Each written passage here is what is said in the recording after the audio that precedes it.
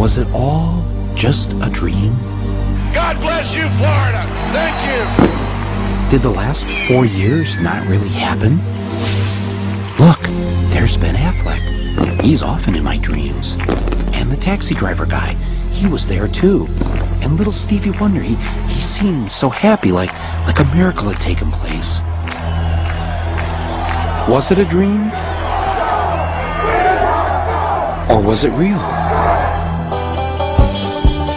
It was election night 2000, and everything seemed to be going as planned. In New York, Al Gore is our projected winner. The Garden State is green for Gore. We project that Mr. Gore is the winner in Delaware. This state has voted with the winner in Excuse me 1 second. I'm so sorry to interrupt you. Mike, you know I wouldn't do this if it weren't big. Florida goes for Al Gore. CNN announces that we call Florida in the Al Gore column. Then something called the Fox News Channel called the election in favor of the other guy. I interrupt you. Fox News now projects George W. Bush the winner in Florida, and thus it appears the winner of the presidency of the United States. All of a sudden, the other network said, hey, if Fox said it, it must be true. All of us at the networks made a mistake and projected Florida in the Al Gore column. It was our mistake. Now, what most people don't know is that the man who was in charge of the decision desk at Fox that night, the man who called it for Bush, was none other than Bush's first cousin, John Ellis. How does someone like Bush get away with something like this? Well, first, it helps if your brother is the governor of the state in question. You know something? We are going to win Florida. Mark my words. You can write it down. Second, make sure the chairman of your campaign is also the vote counting woman, and that her state has hired a company that's going to knock voters off the rolls who aren't likely to vote for you. You can usually tell them by the color of their skin. Then make sure your side fights like it's life or death. I think all this talk about legitimacy is way overblown. And hope that the other side will just sit by and wait for the phone to ring. And even if numerous independent investigations prove that Gore got the most votes, if there was a statewide recount under every scenario, Gore won the election. It won't matter, just as long as all your daddy's friends on the Supreme Court vote the right way. While I strongly disagree with the court's decision, I accept it. What we need now is acceptance. We have a new president-elect. It turns out none of this was a dream. It's what really happened. On the day the joint session of both the House of Representatives and the Senate was to certify the election results, Al Gore, in his dual role as outgoing Vice President and President of the Senate, presided over the event that would officially anoint George W. Bush as the new president. If any congressman wanted to raise an objection, the rules insisted that he or she had to have the signed support of just one senator. Mr. President, and I take great pride in calling you that, I must object because of the overwhelming evidence of official misconduct, deliberate fraud, and an attempt to suppress voter turnout. The chair must remind members that under Section 18 of Title III, United States Code, no debate is allowed in the joint session. Thank you, Mr. President. To answer your question, Mr. President, the objection is in writing, signed by a number of members of the House of Representatives, but not by a member of the Senate. Mr. President, it is in writing and signed by several House colleagues on behalf and myself of the 27,000 voters of Duval County, in which 16,000 of them are African Americans that was disenfranchised in this last election. Is the objection signed by a member of the Senate? Not signed by a member of the Senate. The Senate is missing. Mr. President, it is in writing and signed by myself on behalf of many of the diverse constituents in our country, especially those in the 9th Congressional District, and all American voters who recognize that the Supreme Court, not the people of the United States, decided this election. Is the objection signed by a senator? Unfortunately, Mr. President, it is not signed by one single senator. Unfortunately, I have no authority over the United States Senate, and no senator has signed. Mr. President, it is in writing and signed by myself and several of my constituents from Florida. A senator is needed, but missing. Is the objection in writing and signed by a member of the House and a senator. The objection is in writing, and I don't care that it is not signed by a member of the Senate. The chair will advise that the rules do care, and the signature of the senator. Not a single senator came to the aid of the African Americans in Congress. One after another, they were told to sit down and shut up. And it's a sad day in America, Mr. President, when we can't find a senator to sign objections. The gentleman will suspend. Won't sign objections, Mr. President. The gentleman will suspend. Inauguration coverage, 2001, on a nasty but it could be worse kind of day in Washington. On the day George W. Bush was inaugurated, tens of thousands of Americans poured into the streets of D.C. in one last attempt to reclaim what had been taken from them. They pelted Bush's limo with eggs and brought the inauguration parade to a halt. The plan to have Bush get out of the limo for the traditional walk to the White House was scrapped. Bush's limo hit the gas to prevent an even larger riot. No president had ever witnessed such a thing on his inauguration day.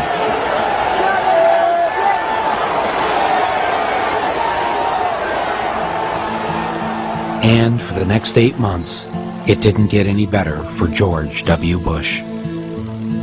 He couldn't get his judges appointed.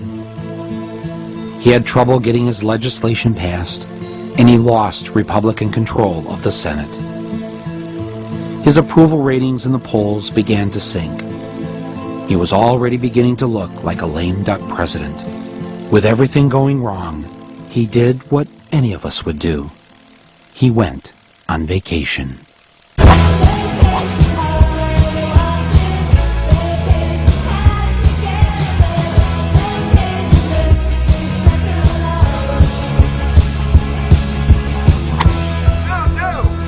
In his first 8 months in office before September 11th, George W. Bush was on vacation, according to the Washington Post, 42% of the time. I hit every shot good. People would say I wasn't working.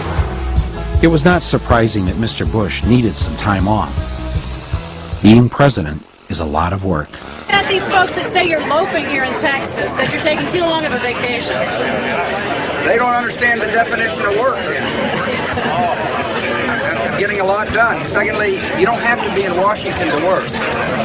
It's amazing what can happen with telephones and faxes. Thank you so much. And just a destiny hug. Yeah. What are you doing the rest of the day? Karen Hughes is coming over. We're working on some things. And she'll be over here. We're working on a few things, a few matters. I'm working on some initiatives. You'll see. I mean, there'll be some decisions that I will have made while I'm here, and we'll be announcing them as time goes on. The first time I met him, he had some good advice for me. Governor Bush, it's Michael Moore. Behave yourself, will you? Don't find real work. And work was something he knew a lot about.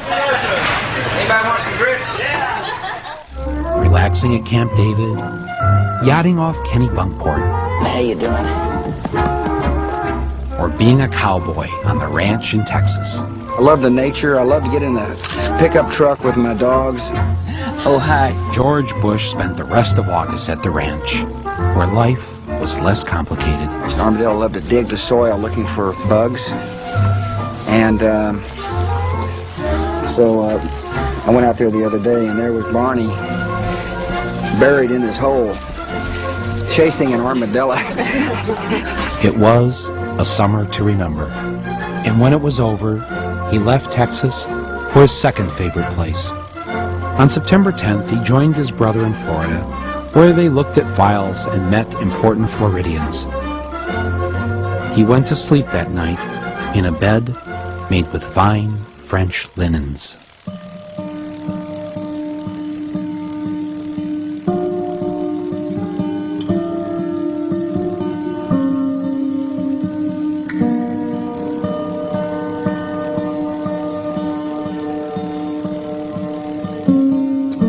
suppose he's pretty confident on those numbers on Iraqi security forces?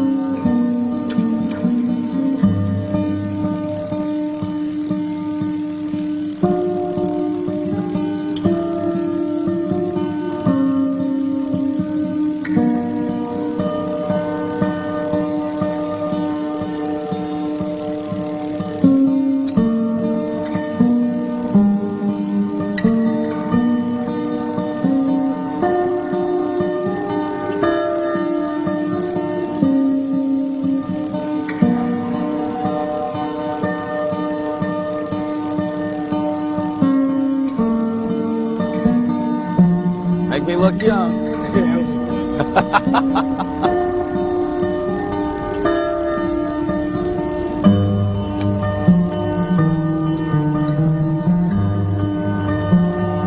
Yeah, I got a little sort of air noise. Yeah, just don't turn it up too much so I don't want to blow my head off.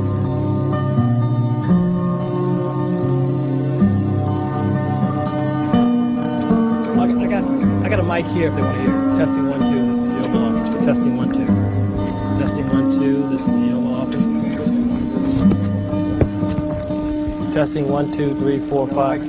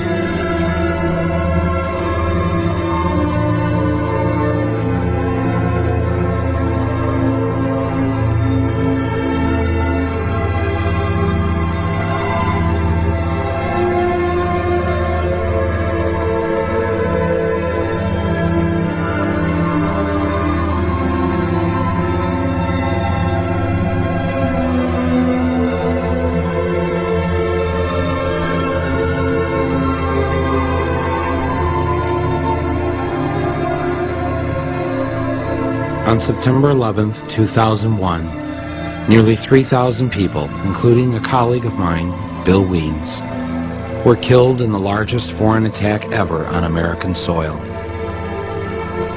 The targets were the financial and military headquarters of the United States. If anyone has any idea if they've seen him or knows where he is, to call us. He's got two little babies. As the attack took place, Mr. Bush was on his way to an elementary school in Florida.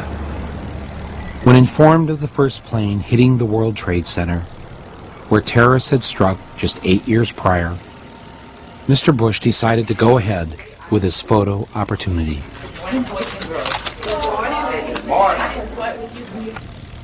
Read this word the fast way. Get ready. Mad. Yes, mad. Get ready. Mad. Yeah. Okay, get ready to read the words on this page without making a mistake. When the second plane hit the tower, his chief of staff entered the classroom and told Mr. Bush, the nation is under attack. Not knowing what to do, with no one telling him what to do, and no Secret Service rushing in to take him to safety, Mr. Bush just sat there and continued to read My Pet Goat with the children.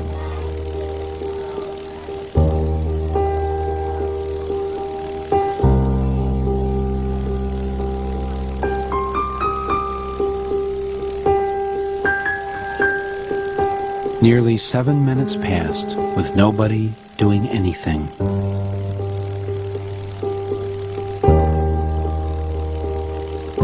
As Bush sat in that Florida classroom, was he wondering if maybe he should have shown up to work more often? Should he have held at least one meeting since taking office to discuss the threat of terrorism with his head of counterterrorism? Or maybe Mr. Bush was wondering why he had cut terrorism funding from the FBI. Or perhaps he just should have read the security briefing that was given to him on August 6, 2001, which said that Osama bin Laden was planning to attack America by hijacking airplanes. But maybe he wasn't worried about the terrorist threat because the title of the report was too vague. I believe the title was Bin Laden Determined to Attack Inside the United States. A report like that might make some men jump, but as in days past, George W. just went fishing. As the minutes went by, George Bush continued to sit in the classroom. Was he thinking, I've been hanging out with the wrong crowd? Which one of them screwed me? Was it the guy my daddy's friends delivered a lot of weapons to? Was it that group of religious fundamentalists who visited my state when I was governor? Or was it the Saudis? Damn, it was them. I think I better blame it on this guy.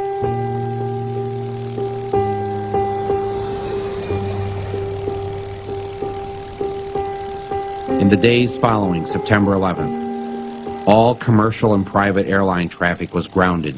The FAA has taken the action to close all of the airports in the United States.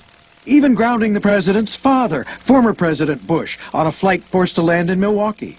Thousands of travelers were stranded, among them Ricky Martin, due to appear at tonight's Latin Grammy Awards. Not even Ricky Martin could fly. But really, who wanted to fly? No one. Except the Bin Ladens.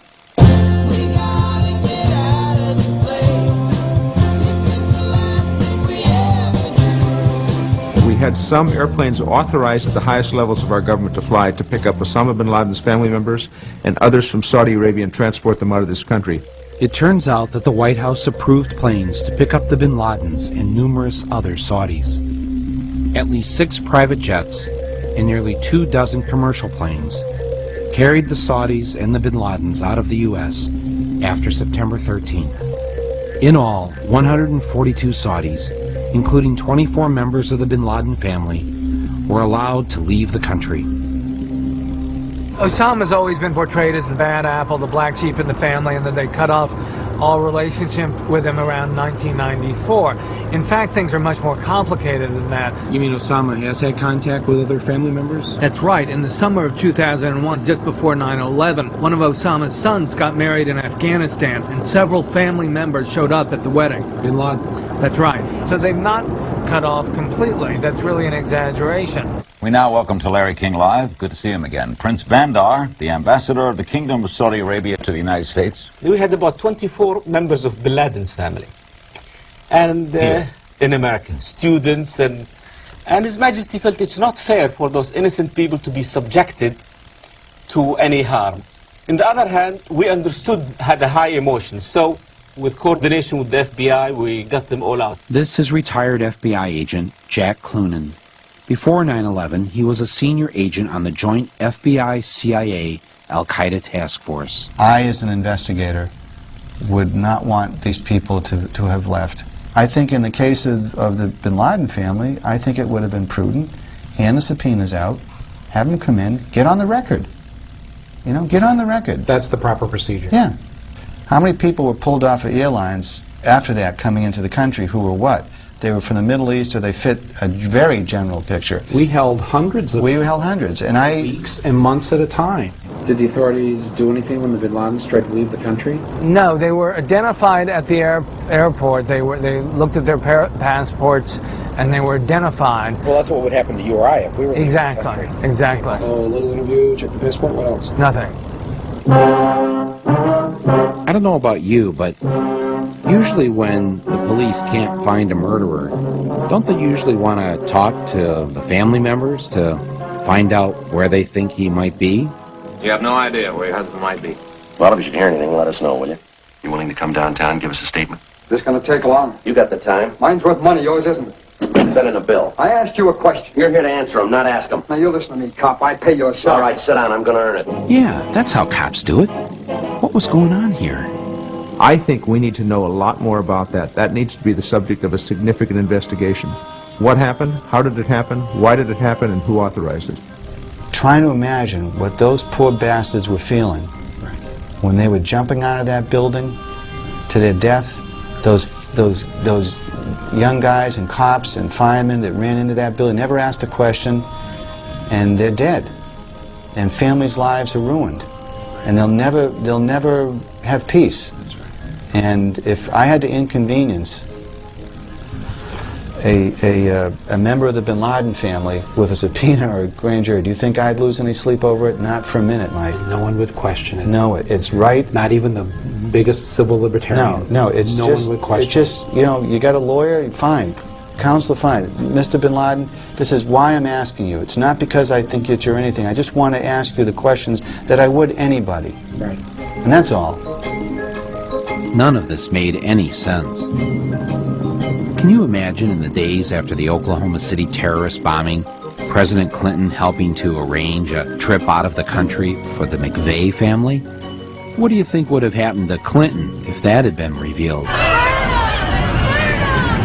Bandar, do you know the Bin Laden family? I do very well. What are they like? They're really lovely human beings. He is the only one I don't know him well, but I met him only once. What was the circumstance under which you met him? This is ironic. In mid-80s, if you remember, we in the United States were supporting the Mujahideen to liberate Afghanistan from the Soviets. He came to thank me for my efforts to bring the Americans, our friends, to help us against the atheists, he said the communists. Isn't it ironic? No, he came to thank you for helping bring America to help him. And now he may be responsible for bombing America. Absolutely. What did you make of him when you met him?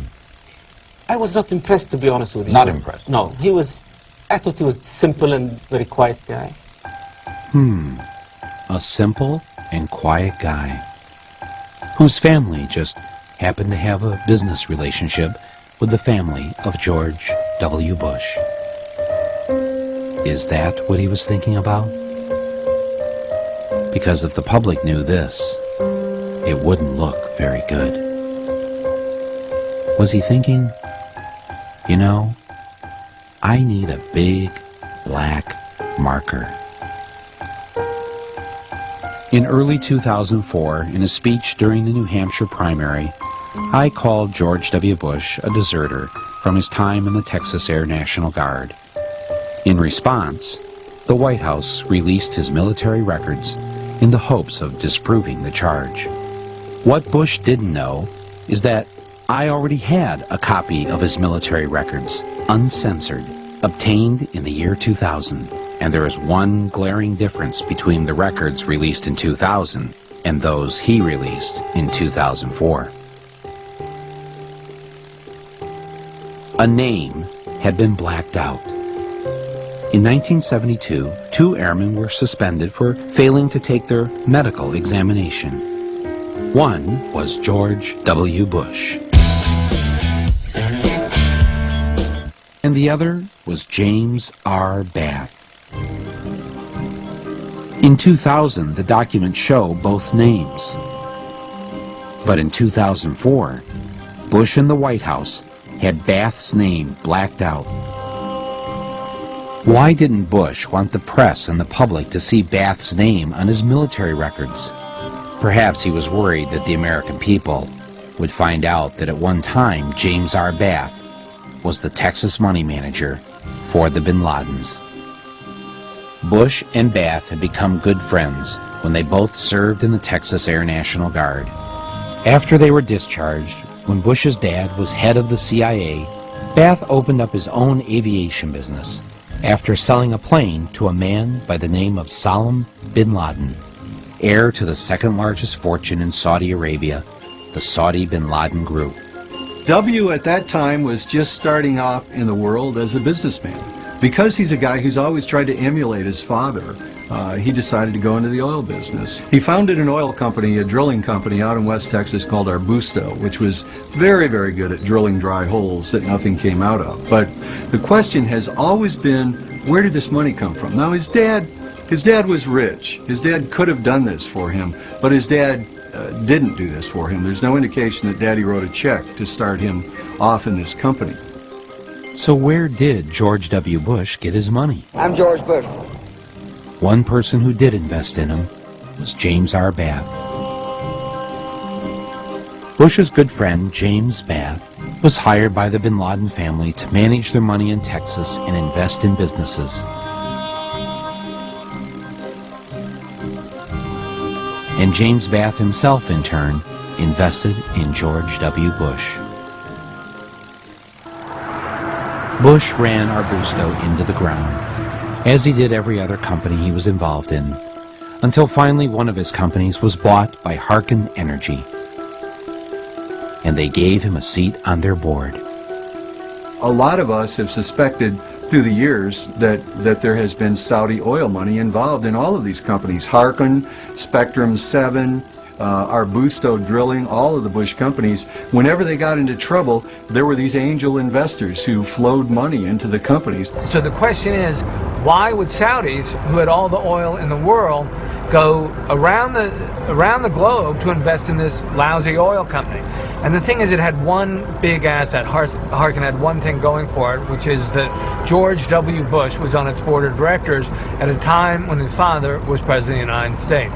When you're the president's son and you've got unlimited access combined with some credentials from a prior campaign, in Washington, D.C., people tend to respect that. I mean, access is power. And I can find my dad and talk to him any time of the day.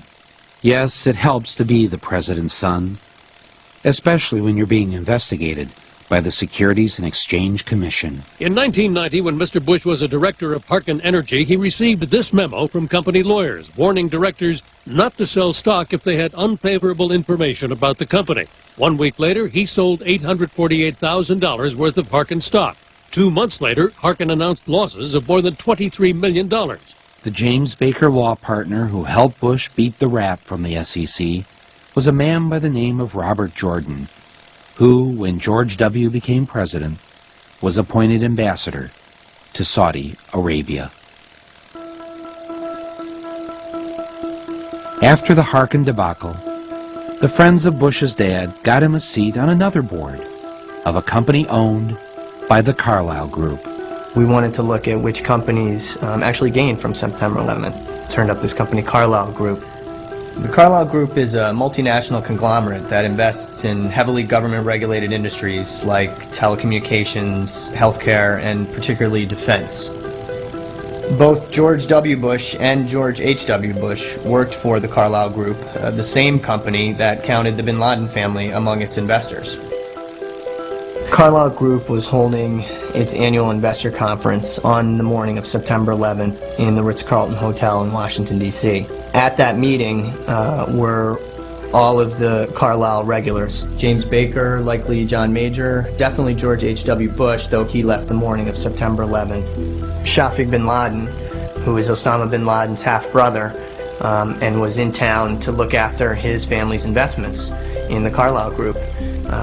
All of them together in one room watching as the planes hit the towers, and that in fact the bin Laden family was invested in one of their defense funds, which ironically meant that as the United States started increasing its defense spending, the bin Laden family stood to gain from those investments through the Carlyle Group. Our Commander-in-Chief, President George W. Bush.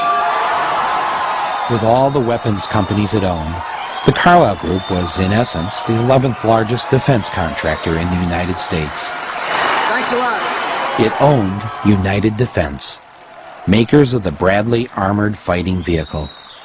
September 11th guaranteed that United Defense was going to have a very good year.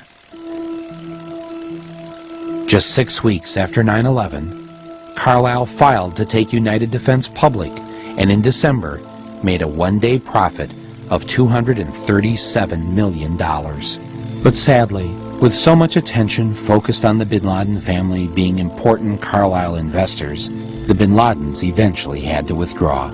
Bush's dad, though, stayed on as senior advisor to Carlyle's Asia board for another 2 years. As unseemly as it seems to know that George H.W. Bush was meeting with the bin Laden family while Osama was a wanted terrorist well before September 11th. It's very discomforting for Americans to know that.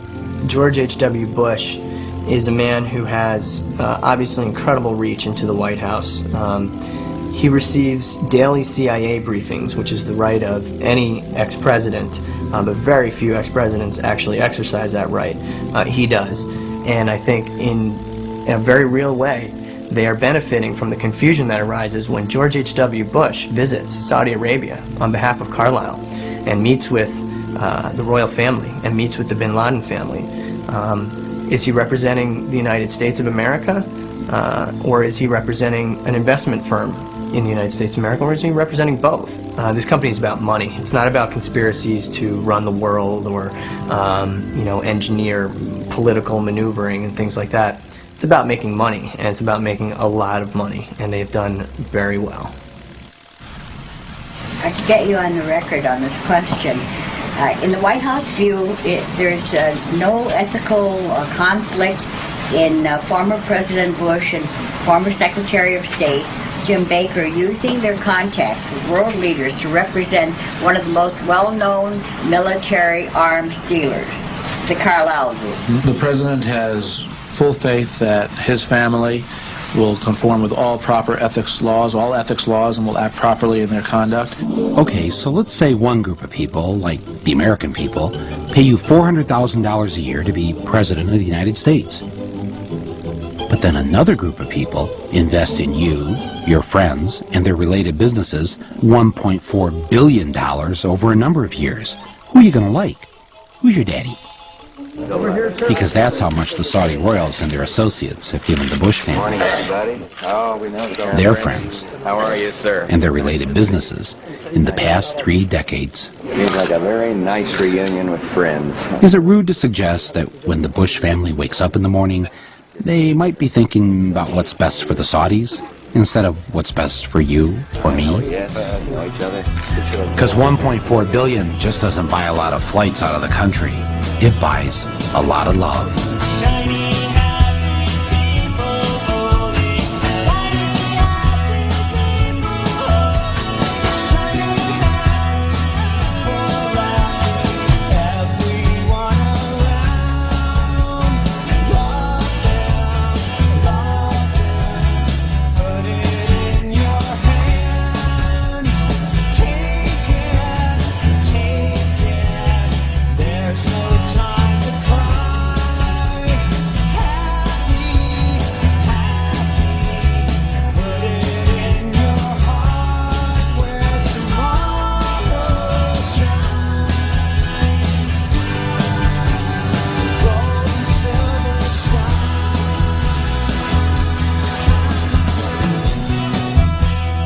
Sooner or later, this special relationship with a regime that Amnesty International condemns as a widespread human rights violator would come back to haunt the Bushes. Now, after 9/11, it was an embarrassment, and they preferred that no one ask any questions. The investigation should have begun on September 12th. There's no reason why it shouldn't have. 3,000 people were dead. It was a murder, and it should have gotten started immediately. First, Bush tried to stop Congress from setting up its own 9/11 investigation. It's important for us to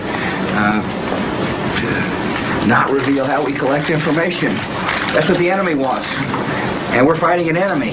When he couldn't stop Congress, he then tried to stop an independent 9/11 commission from being formed. The president's position was a break from history. Independent investigations were launched within days of Pearl Harbor and President Kennedy's assassination. But when Congress did complete its own investigation, the Bush White House censored 28 pages of the report. The president is being pressed by all sides to declassify the report. U.S. officials tell NBC News most of the secret sources involve Saudi Arabia. We have given extraordinary cooperation with Chairman Keane and Hamilton. We haven't gotten the materials we needed, and we certainly haven't gotten them in a timely fashion. The deadlines we set have passed. Will you testify before the commission? This commission? You know, I don't testify. I mean, I'd be glad to visit with them. What it will do is hold this in my heart and has been in my heart since September 11th. I lost my husband, 15 years. I'm now by myself. I need to know what happened to him. I know what I got back from the autopsy. That man was my life, and I have no plan. I was taking a class, and they asked me what was I going to do in the next 5 years. And if I'm not doing something with this, I don't know what reason I have to live. So it's very important. Very important. Okay. Ignored by the Bush administration, more than 500 relatives of 9/11 victims filed suit against Saudi royals and others. The lawyers the Saudi defense minister hired to fight the 9/11 families? The law firm of Bush family confidant, James A. Baker. So we're right here in the center of three important American landmarks, the Watergate Hotel and office building, the Kennedy Center over there, and the Embassy of Saudi Arabia. Yeah. How much money do the Saudis have invested in America, roughly? I've heard figures as high as $860 billion. $860 billion. Billion. That's a lot of money. A lot, yeah. And what percentage of our economy does that represent? I mean, it seems like a lot. Well, in terms of investments on Wall Street, American equities, it's roughly 6 or 7% of America. They own a fairly good slice of America. Wow. And most of that money goes into the great blue chip companies. Citigroup, Citibank is the largest stockholder, is a Saudi. AOL Time Warner has big Saudi investors. So I read where like the Saudis have $1 trillion in our banks of their money. What would happen if like one day we just pulled that $1 trillion out? $1 trillion, that would be an enormous blow to the economy. Right. Mr. Moore, can I speak to you for a moment, please, sir? Yeah, sure. How are you doing? Yeah, good. How you doing? Steve Kimball, Secret Service. How are you doing, How you doing, sir? Yes. We're just ascertaining information regarding. Are you doing a documentary regarding the Saudi Arabia embassy or chancery? No, I am doing a documentary, and part of it is about Saudi Arabia. Even though we were nowhere near the White House, for some reason the Secret Service had shown up to ask us what we were doing standing across the street from the Saudi embassy. Here to cause any trouble or anything, and is that... No, that's fine. We just wanted to make sure. We just wanted to get some information as far as what's going on. Yeah. I didn't realize the Secret Service guards foreign embassies. Not usually, no, sir. No. Did they give you any trouble, Saudis? No comment on that. Sir. Oh, okay. Well, I'll take that as a yes. All right, good. Thank you very much. Thanks for the work. It turns out that Saudi Prince Bandar is perhaps the best protected ambassador in the U.S. The U.S. State Department provides him with a 6-man security detail. Considering how he and his family and the Saudi elite own 7% of America, it's probably not a bad idea. Prince Bandar was so close to the Bushes they considered him a member of the family, and they even had a nickname for him, Bandar Bush. 2 nights after September 11th, George Bush invited Bandar Bush over to the White House for a private dinner and a talk.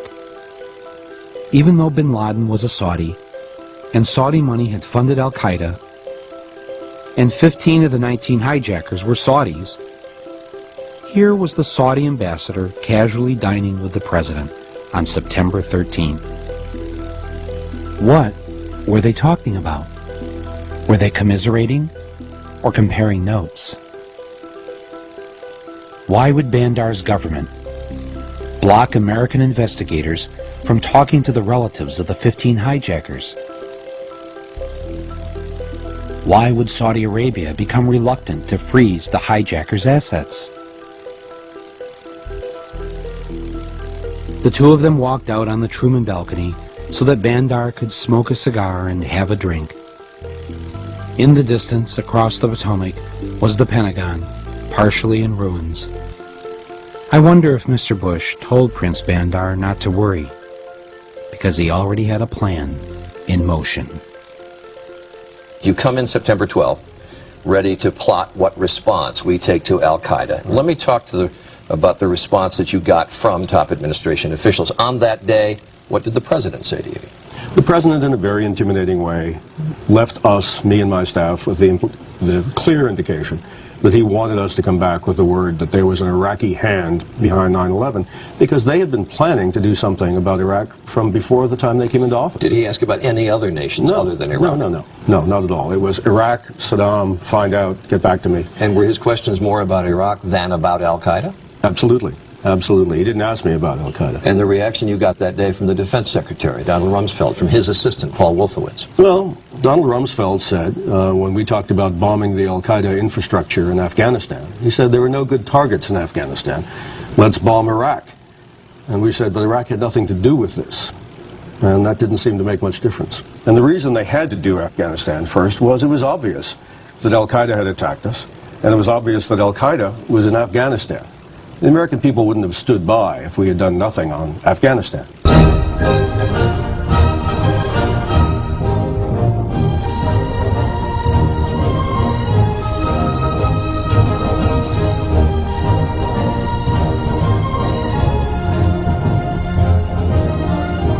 The United States began bombing Afghanistan just 4 weeks after 9/11.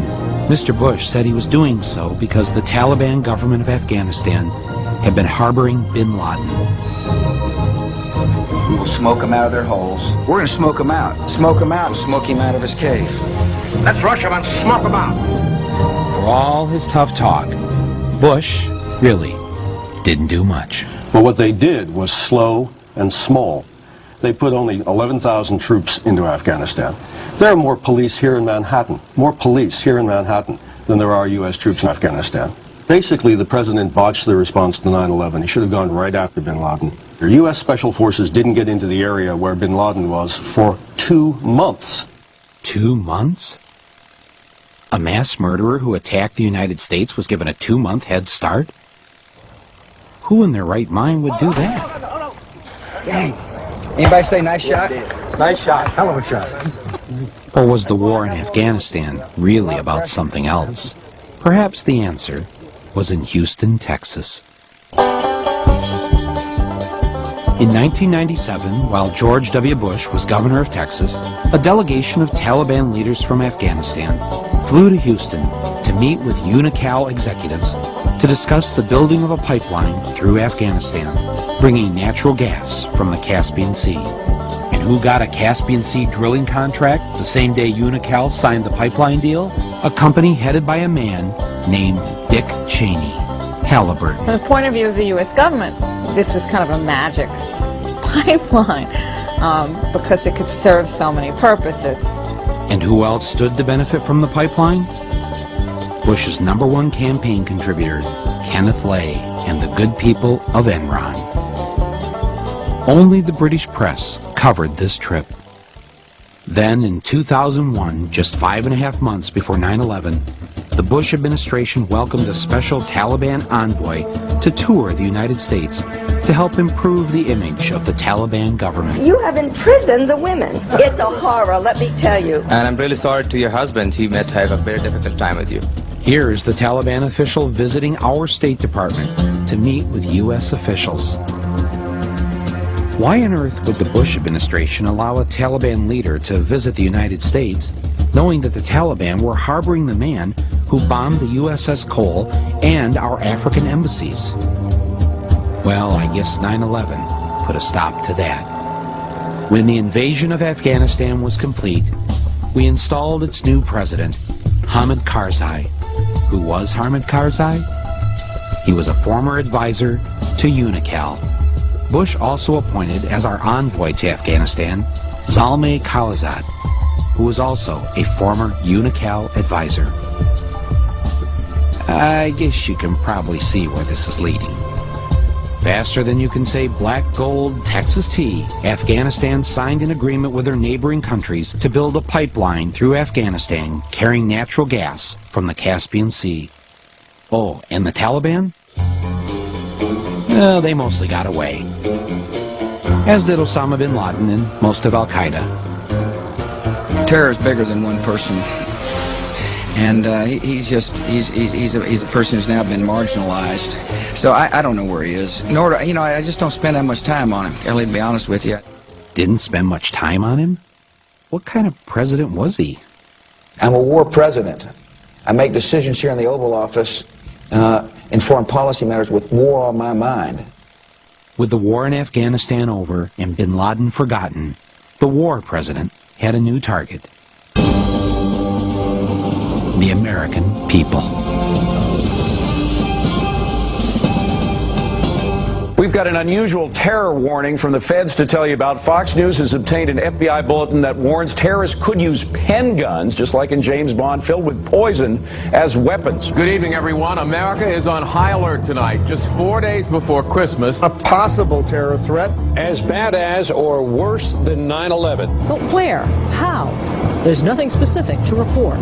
Be on the lookout for model airplanes packed with explosives. And the FBI is warning ferries may be considered particularly at risk for hijacking. Could these cattle be a target for terrorists? Fear works. Fear does work, yes. You can make people do anything if they're afraid. And how do you make them afraid? Well, you make them afraid by creating an aura of endless threat. They played us like an organ. They raised the orange, and then up to red, and then they dropped it back to orange. I mean, they gave these mixed messages which were crazy-making. The world has changed after September the 11th. It's changed because we're no longer safe. Fly and enjoy America's great destination spots. We've entered what may very well prove to be the most dangerous security environment the world's known. Take your families and enjoy life. Terrorists are doing everything they can to gain even deadlier means of striking us. Get down to Disney World in Florida. It's like training a dog. You tell them sit down and you tell them to roll over at the same time. Dog doesn't know what to do. Well, the American people were being treated like that. It was really very, very skillfully and ugly in what they did. We must stop the terror. I call upon all nations to do everything they can to stop these terrorist killers. Thank you. Now watch this drive. All right, you need another. They will continue, in my view, as long as this administration is in charge, of every once in a while stimulating everybody to be afraid. Just in case you forgot. It's not going to go down to green or blue. It's never going to get there. There clearly is no way that anyone can live constantly on edge like that. The harsh reality facing American families today is that they're not as safe as they used to be. Drug dealers and users looking for their next fix, gangs who roam the streets in search of their next victim, and the growing threat of terrorists means the need for protection is ever greater. And now, that protection is here. Zytec Engineering, LLC, has developed and tested a safe room, finally affordable to the average American citizen. the kind of protection formerly obtainable only by the wealthy or powerful. Heck, you can be sitting in here drinking your finest Bordeaux and enjoying life while chaos is erupting outside. Every family in America should prepare itself for a terrorist attack. Now to escaping from a skyscraper. John Rivers is the CEO of the Executive Chute Corporation. Good morning to you, John. Good morning, Matt. Tell me about the product you're bringing to the market. It's a emergency escape chute. It's an option of last resort. How high do you have to be in the building for that chute to actually take effect? You only have to be on the 10th floor or above. They can put this on themselves? Right. They can put this on themselves in as easy as about 30 seconds. It's real easy to put on. I'm sorry. It's okay. Real easy to put on, but when you first get this chute, you're going to want to put it on and try it on a few times yourself. Jamie's having a little trouble putting that thing on, I want to mention. I mean, is this something that you honestly think in a moment of panic that someone can operate properly? Oh, yeah. Yeah, it is. This is actually, Jamie's probably never put this thing on before in her life, so it's okay. Don't worry about it. It's something that when you get it, you're going to want to put it on several times. Well, despite the raising of the terror alert level, residents here in Saginaw are continuing with their Christmas errands. Frances Stroik and her family do some last-minute holiday shopping, knowing that Al-Qaeda is planning to attack America. She says being in Saginaw doesn't make her feel any safer than if she was in New York City. Midland is close by.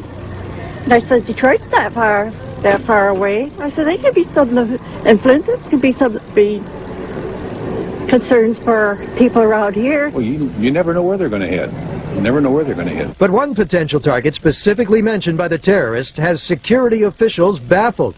It's tiny Tappahannock, Virginia, population 2016. Such an attack could generate widespread fear that even here in rural small-town America, no one is entirely safe. On the 6 o'clock news, there was something but a terrorist alert in Tappahannock. What did the FBI tell you? Well, they contacted me by phone, basically let me know about this word Tappahannock, and that's how it started. In their so-called chatter that they pick up, they wasn't sure Tappahannock. It is a Rappahannock County. This is the Rappahannock River. There is a Rappahannock, a place called Rappahannock, and they got it mixed up. This Tappahannock, not Rappahannock. Is there any terrorist target around here? Not that we can really think of. It can happen anywhere. We have a Walmart here. We're having a big spaghetti supper in here. Walmart, probably. Do you feel extra suspicious of outsiders? Oh, well, everybody does that. It's just something that happens.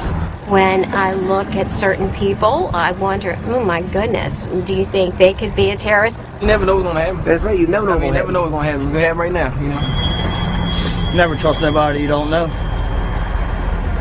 And even if you do know them, you really can't trust them then. From Tappahannock to Rappahannock to every town and village in America, the people were afraid. And they turned to their leader to protect them.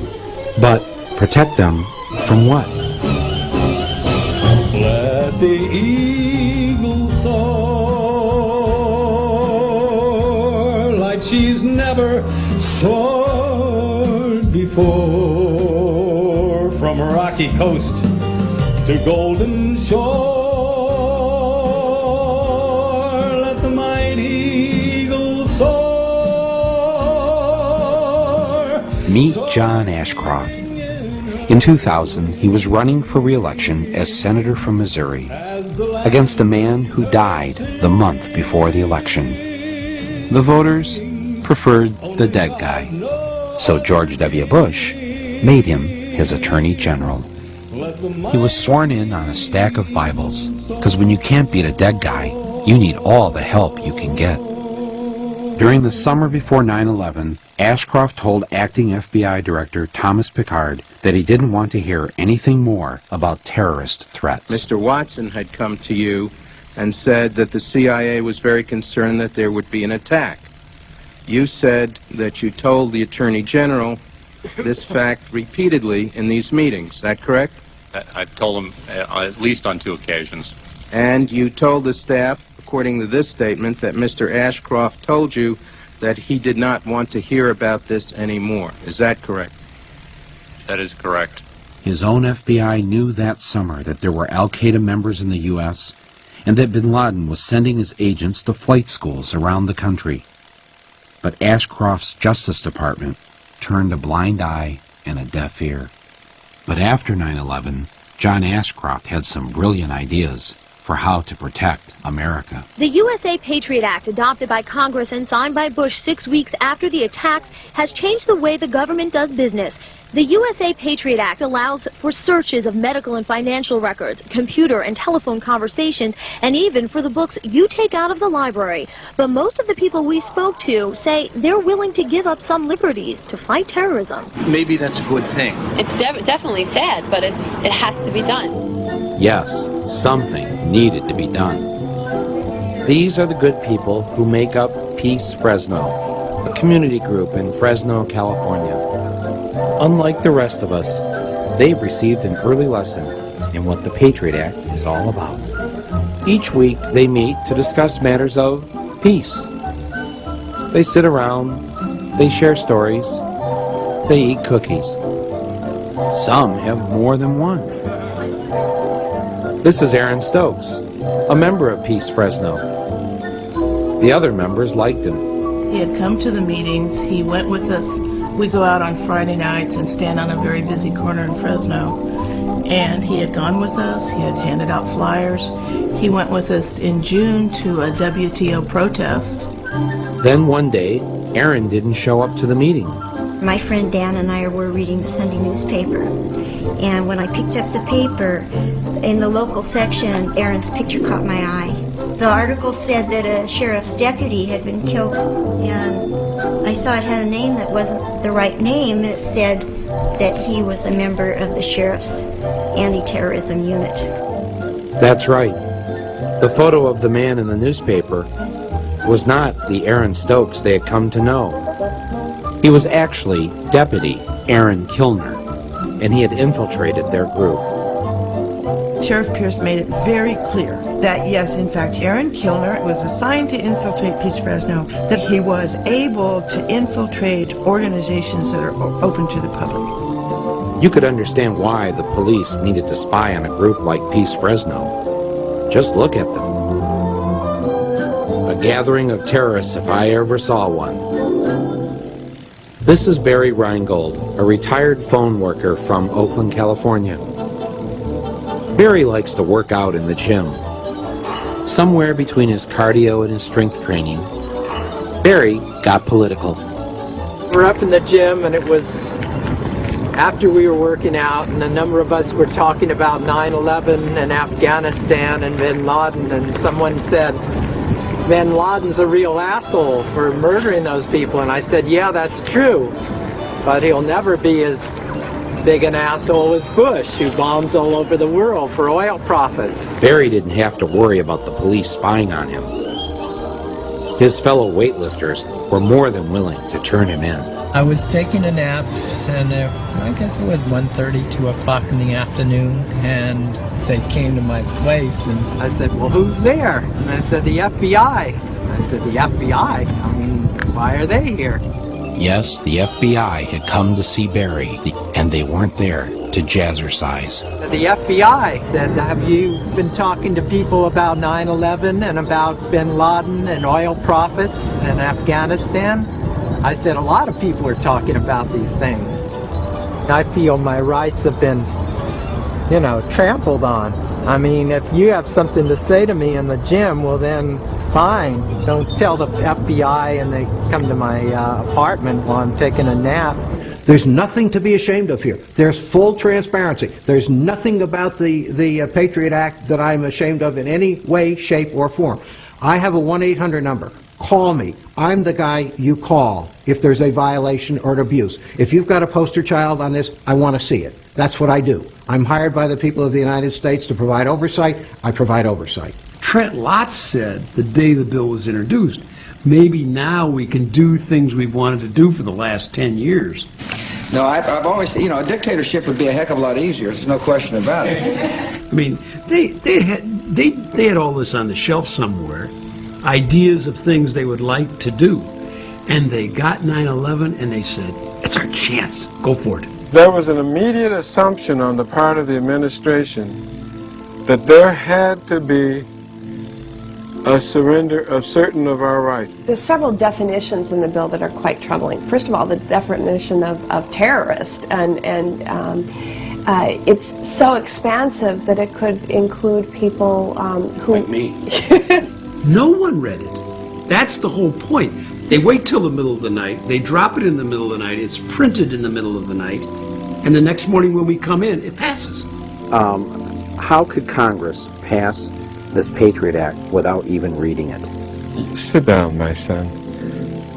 We don't read most of the bills. Do you really know what that would entail if we were to read every bill that we passed? Well, the good thing, it would slow down the legislative process. I couldn't believe that virtually no member of Congress had read the Patriot Act before voting on it. So I decided the only patriotic thing to do was for me to read it to them. Members of Congress, this is Michael Moore. I would like to read to you the USA Patriot Act. Section 1, Section 210 of this code reads as follows. Section 2703C. My job is to secure the homeland, and that's exactly what we're going to do. But I'm here to take somebody's order. That would be you, Stretch. What would you like? Right behind you. I'm going to order some ribs. We all know you can't secure the homeland on an empty stomach. And in order to remain secure, everyone needs to sacrifice. Especially little Patrick Hamilton. I'm sure each of us has our own personal airport security horror story. But here's my favorite. The terrorist threat that was posed by his mommy's breast milk. I thought, well, if I just put a little bit on my lips, then that would be sufficient, because obviously I'm tasting it. And she looked at me, and I felt like she was telling me, you need to chug that. She goes, no, you need to drink more. And of a 4-ounce bottle, I wound up drinking 2 more ounces of breast milk that then, because it's touched my lips, has to be tossed. While Homeland Security was making sure breast milk was kept off our planes, they were also doing everything possible to ensure no one could light a firebomb on board. I can bring that on the plane? Actually, you can, yes, you're fine.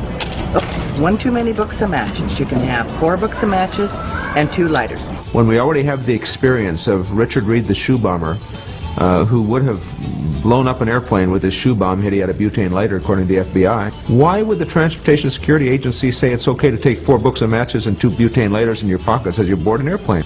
I'm guessing that somebody put pressure on them to say, you know, when an airplane lands, people want to light up pretty quickly, so don't take their lighters away.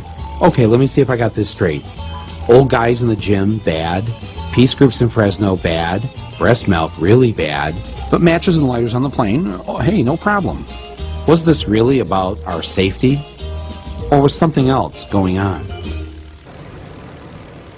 This is where the Pacific Ocean meets the shores of Oregon. Over 100 miles of beautiful, open coastline on our border. And, thanks to the budget cutbacks, the total number of state police protecting it? 1. Part-time. Meet Trooper Brooks. I maybe get a chance to hit this stretch of highway once, maybe twice a week during my shifts. You know, it's just to even drive up here and look. You know, I mean, as far as I know, somebody could, there's lots of things they could do. I don't even want us to expect, because it just makes me ill inside. Back at the State Trooper Patrol Office, thanks to the budget cuts, Trooper Kenyon had to come in on his day off to catch up on some paperwork. For the most part, especially during the summertime when people show up here, this is exactly what they get. They close the door. They can read the sign about the office closure, and it just basically explains that, you know, due to our cutbacks, our office is not open for administrative business. And there's a little sign down at the bottom that explains when the office is closed, that they can use the phone booth to get in touch with our dispatch. Ironically enough, that phone is a piece of junk. It doesn't work very well, so half the time they pick up the phone and dispatch gets a bunch of static and they don't hear anything. For Tuesday, there'll be no troop on patrol. Wednesday, there'll be no troop on patrol. Thursday, there'll be no troop on patrol. You get calls all the time. People will call in a suspicious vehicle or somebody looking suspicious, you know, and I don't hardly ever respond to that anymore. I just don't have the time to do it. One night I asked, how many people do we have in the state of Oregon on duty tonight? And we had 8 troopers on for the entire state of Oregon working. I think, you know, Oregon is a prime example that Homeland Security is not as secure as what I think people would like to believe. Nobody sent me any manual that says here's how you catch a terrorist, you know, and if I had that manual I'd read it, but I don't. So, yeah. Of course, the Bush administration didn't hand out a manual on how to deal with the terrorist threat because the terrorist threat wasn't what this was all about. They just wanted us to be fearful enough so that we get behind what their real plan was. 4 minutes. Start from the top. All right. All right. What time? 3 minutes. 30 seconds. 15 seconds. 10, 9, 8, 7, 6, 5, 4, 3, 2, 1. My fellow citizens,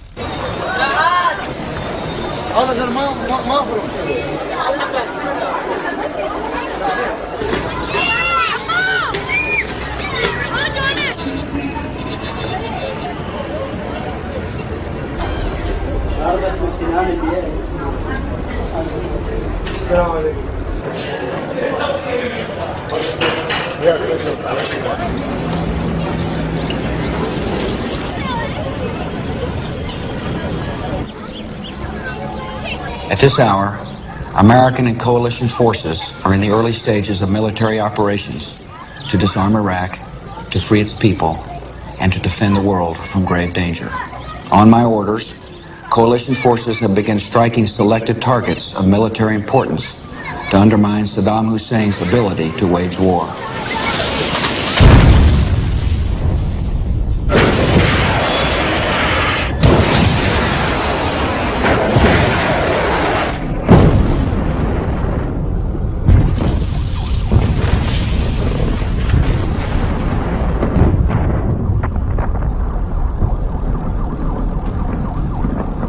On March 19, 2003, George W. Bush and the United States military invaded the sovereign nation of Iraq, a nation that had never attacked the United States, a nation that had never threatened to attack the United States, a nation that had never murdered a single American citizen.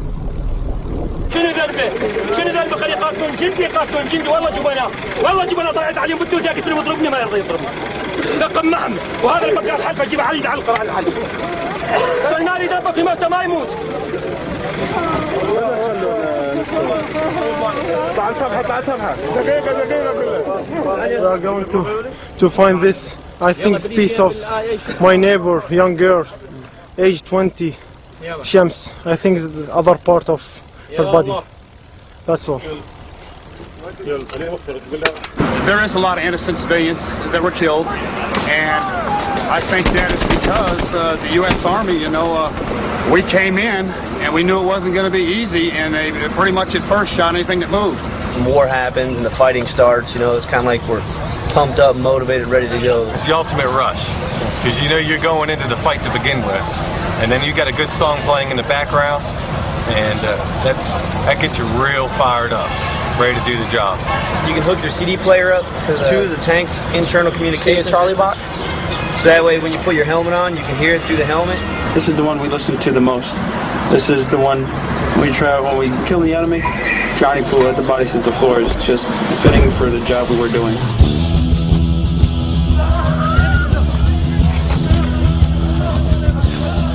The roof was on fire because basically it symbolized Baghdad being on fire, and at the time we wanted it to burn to get Saddam and his regime out.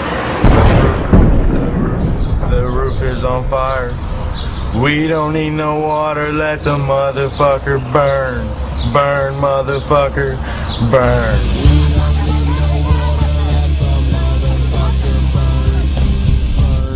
motherfucker. This is a whole totally different picture here, being pushed into the city, urban warfare in a tank, you know, civilian. The civilians, it gets. You don't know who's friendly because we're not. Who's the enemy? This was a lot more real and true than just a video game. A lot of people thought it was just me. Oh yeah, look through the sight and shoot. No, a lot of this is face to face, and especially riding by after some of the bombs have went off and seeing all the people on the side of the road bloated up and just all the smells around you. I mean, from the people lying dead, rotted, and it's a lot more gruesome than you think. We called in with some artillery and some napalm and things like that. Some innocent women and children got hit. We met them on the road, and they had little girls with noses blowing off, and like husbands carrying their dead wives and things like that. That was extremely difficult to deal with because you're like, shoot, like, what the hell do we do now? The targeting capabilities and the care that goes into targeting is as impressive as anything anyone could see. Got him. Good. Second one. Hit the other one. The care that goes into it, the humanity that goes into it. ما عندهم يقين ما يعرفوا كل شيء لا هي ناسنا لا مسيحيين ما حد يعرف عملوا فوز العالم هاكم الله يخرب بيوتهم الله يخرب بيوتهم الله أكبر الله أكبر والنصر للعراق والنصر للعراق وكل التفدائيين للعراق. شو رأيك أحد يضرب المدنيين يعني؟ إيه مدنيين اللي كله هذا بيت عمنا كله مدنيين لكم عسكريين كله مدنيين يضربون من الله ينتقم منهم حسبي الله ونعم الوكيل حسبي الله ونعم الوكيل. 5 جنازات من جنازات فهد بيت يا الله يا الله يا الله يا الله الله انتقم منهم الله خذ حقنا منهم وينك الله وينك الله. Honestly, I think we should just trust our president in every decision that he makes, and we should just support that, and be faithful in what happens. Do you trust this president? Yes, I do. Britney Spears was not alone. The majority of the American people trusted the president, and why shouldn't they? He had spent the better part of the last year giving them every reason why we should invade Iraq. Saddam Hussein has gone to elaborate lengths, spent enormous sums, taken great risks to build and keep weapons of mass destruction. Saddam Hussein is determined to get his hands on a nuclear bomb. Nuclear weapon, nuclear weapon, nuclear weapon. Active chemical munitions bunkers, mobile production facilities. We know he's got chemical weapons. He's got them, he's got them, he's got them. Huh, that's weird. Because that's not what Bush's people said when he first took office. He has not developed any significant capability with respect to weapons of mass destruction. He is unable to project conventional power against his neighbors. We are able to keep arms from him. His military forces have not been rebuilt. Saddam Hussein aids and protects terrorists, including members of Al-Qaeda. There was a relationship between Iraq and Al-Qaeda. Saddam, Al-Qaeda, Saddam, Al-Qaeda, Saddam, the Al-Qaeda, Saddam, Saddam, Saddam, Al-Qaeda. It is only a matter of time before terrorist states armed with weapons of mass destruction develop the capability to deliver those weapons to U.S. cities. What we're giving you are facts and conclusions based on solid intelligence. A man who hates America. This is a man who cannot stand what we stand for. His willingness to terrorize himself. He hates the fact, like Al-Qaeda does, that we love freedom. After all, this is the guy that tried to kill my dad at one time. They simply got people to believe that there was a real threat out there when in fact there wasn't one. You get told things every day that don't happen. It doesn't seem to bother people.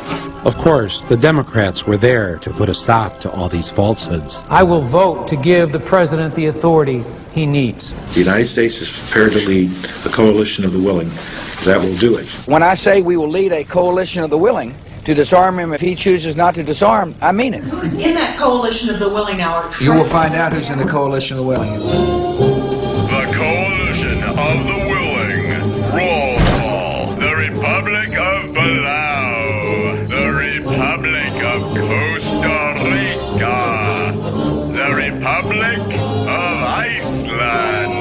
course, none of these countries has an army or, for that matter, weapons.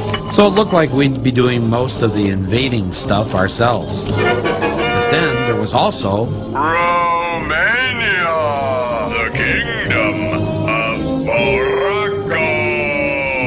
Morocco wasn't officially a member of the coalition, but according to one report, they did offer to send 2,000 monkeys to help detonate landmines. These are men of vision, The Netherlands, and I'm proud to call them allies. Afghanistan, Afghanistan? Oh yeah, they had an army. Our army! I guess that's one way to build a coalition. Just keep invading countries. Yes, with our mighty coalition intact, we were ready. One could almost say it's the mother of all coalitions. Fortunately, we have an independent media in this country who would tell us the truth. The rallying around the president, around the flag, and around the troops clearly has begun. and we're gonna win! You really have to be with the troops to understand that kind of adrenaline rush that they get. I just want you to know, I think Navy SEALs rock. The pictures you're seeing are absolutely phenomenal. When my country is at war, I want my country to win. Iraqi opposition has faded in the face of American power. What you're watching here is truly historic television and journalism. It was absolutely electrifying. They actually had to strap me in with my camera at the back of the plane. An awesome synchronized killing machine. There is an inherent bias in the coverage of the American press in general. Am I slanted and biased? You damn well bet I am. But one story the media wasn't covering was the personal story of each and every soldier who was killed in the war. The government would not allow any cameras to show the coffins coming home. That kind of story is a downer, especially when you're getting ready for a party on a boat. I can't believe it myself. Suddenly I'm up on top of the world.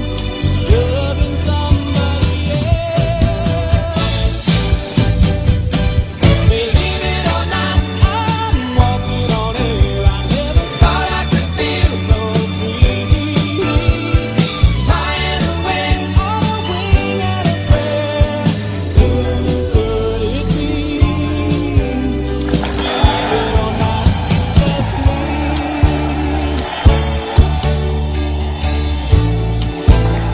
My fellow Americans, major combat operations in Iraq have ended. In the Battle of Iraq, the United States and our allies have prevailed.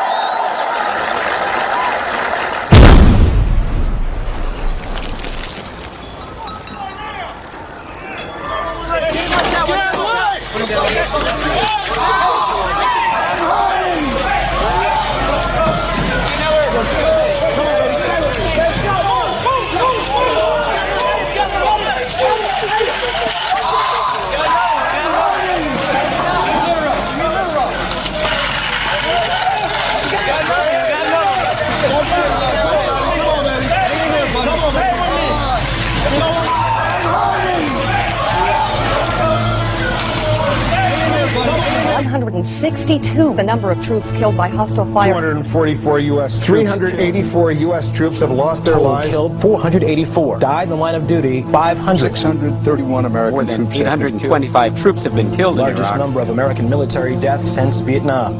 There are some who feel like that if they attack us, that we may decide to leave prematurely. They don't understand what they're talking about if that's the case. Let me finish. There are some who feel like that, the conditions are such that they can attack us there. My answer is bring them on.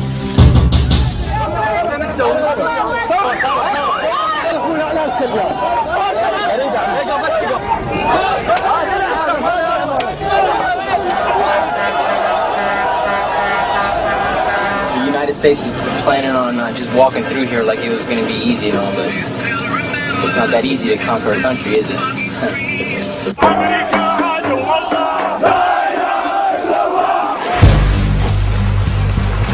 The renewed battle for control of Iraq raged for a fourth day today with street clashes in nearly every corner of the country.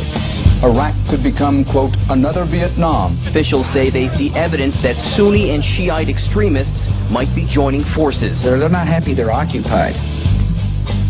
I wouldn't be happy if I were occupied either. Everybody, here we go. Come on, party people. Throw your hands in the air. Come on, party people.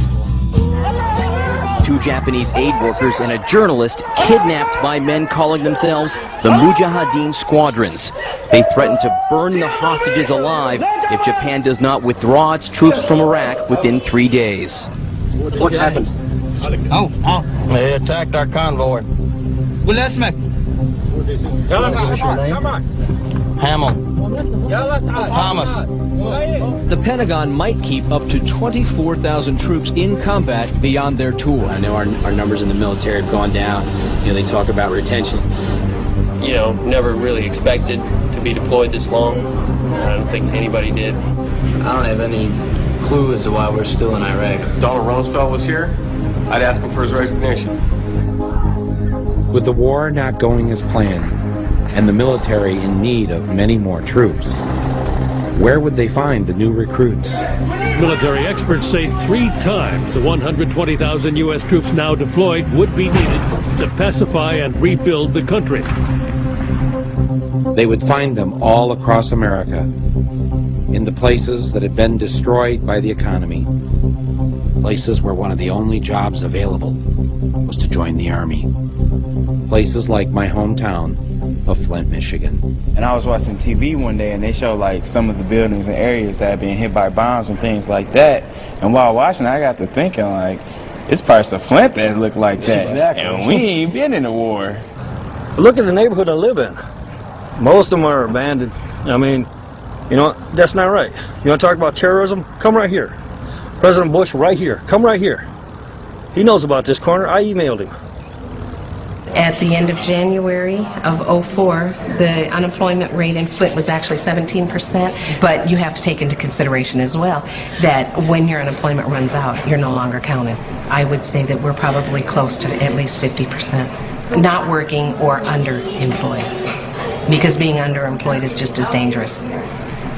So my family has gone through the welfare system. When it was Job Central in the mid-'80s, I came through the Job Training Partnership program here at Job Central, and I went to a secretary school. Years later, I'm the executive assistant to the president of the agency. Interesting. My mother used to tell me all the time that, why do you always go for the underdog? It was because the underdog is who needed me. People that don't have anything, that's who I have to fight for, and that's who I have fought for my entire life. I started taking my children and telling my children, the military is a good option. I can't afford to have you go to college. I cannot pay your way. Financial aid will not help you. So I, as a mother, started teaching my children about the options that the military could do. They would take them around the world. They would see all the things that I, as a mother, could not let them see. It would pay for their education that I, as their mother, and their father could not pay for. Military is a good option for kids in Flint. Military is an excellent option for the people in the city of Flint. How many of you have a friend or a family member in the service? Anybody currently serving overseas? A brother of mine, my cousin. Cousin. Where's your brother? Iraq. Germany. My cousin got shipped off to Iraq like 3 days ago. Yeah. There's like a Army or Navy recruiter or Marines recruiter up there almost every week. Just in the lunchroom recruiting students from out the lunchroom. There are people with a calling. Most serve 1 weekend a month and 2 weeks a year, earning money for college, protecting their community. In the Army National Guard, you can. I'm going into the Air Force myself. I'm going to take a year off probably after high school and then just go and make a career. I want to be an aircraft maintenance technician. I ran into a recruiter, and there was something I noticed about it, and this is kind of on another, it was just, I noticed it was odd. It was more like he was hiring me for a job than recruiting me for the Army. It was the way he approached me. He approached a friend of mine. I was in Borders, books and music. He just came up, it was like he was handing us a business card. He had business cards made for the Army and everything.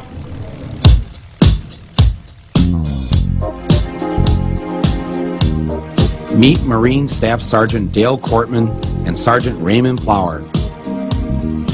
They are two of the many recruiters assigned to Flint, Michigan. They're very busy these days. Look at, he's running away already. Seen this coming. Yeah. What do we got here? Need a little gangster. Yeah. We're heading over to the Cortland Mall right now. They decided not to go to the wealthier Genesee Valley Mall in the suburbs. They have a hard time recruiting young people there. Instead, they went to the other mall. Let's go in through Mervin's. In through Mervin's. And then we can walk straight down. Straight down. Straight back, and then go down to the lunchroom or whatever. Yep. Gents, you know we're looking at you, right? You guys ever think about joining up? Thought about going to college and playing basketball. Okay. You any good? Yeah. Oh yeah, especially basketball. Good. You can play ball for the Marine Corps as well. You know, travel around the world, getting on the Marine Corps basketball team. David Robinson was in the military as well. So yeah, you can definitely hook it up. So right now, there's somebody out there who wants to be a Marine but has no idea how to do it. where you work at? I work at KFC on Dorton Lapeer. You can hook us up with some deals. Yes. They're waiting to get recruited. I don't know. I'm probably gonna try to get a little career in music or something. Career music. Maybe we can get you a career in music. You know, let the Marines go for it. I'm sure you know who Shaggy is, right? Yeah. You know anything about him? Yeah, he the Jamaican. Yeah. How about a former Marine? Oh. Did you know it? You definitely need to know discipline if you're going to get into music. Yeah, I understand. Especially discipline with the money. When you make $1 million, you need to manage that money. So come in the office, we can sit down and talk, show you everything we know about the Marines. Sound like a plan? What do you got going on later this afternoon? How about tomorrow? We say right around 10 o'clock Monday morning. Yeah, that sounds pretty good. Okay. You want me to come pick you up? Better to get them when they're ones and twos. Hey, pal. And work on them that way. How are you? Ladies, you ready to join up? Green hat right behind us. Looks young. He's young. Yeah. In town. Yeah. We got two over here. Yeah. Right over by the red van. Yeah. You go that way, I go this way, we corner them. You're in the 9th grade. Yes, sir. Man, you look older than 9th grade, so. Yes, sir. All right. Here's my card. You ever thought about being a Marine, man? I thought about it. I got a wife and kid now, so. Okay. Even more reason to join up. What I want to do, man, real quick, is just get some information from you so I can scratch you off my list saying I've already talked to you and you know you're not interested. Is that cool? All right. What's your name? What's your phone number? What's your address, Mario? Add another one to the list. However, you know, one would love to have that chance to experience college life, you know, stuff young people can do without having the risk of dying in the process, I guess I can say candidly. The holidays do add a little bit more friction as opposed to just another night, in the fact that we want to give our guys a little bit time off, a little bit time to relax. However, we are in a combat zone. My soldiers do recognize that fact. Everybody's a little bit nervous about it, I guess. We're professionals. We're going to take care of it. I promise. Every house here has the right to have weapons. Maximum, one AK-47. We always expect the targets to be armed.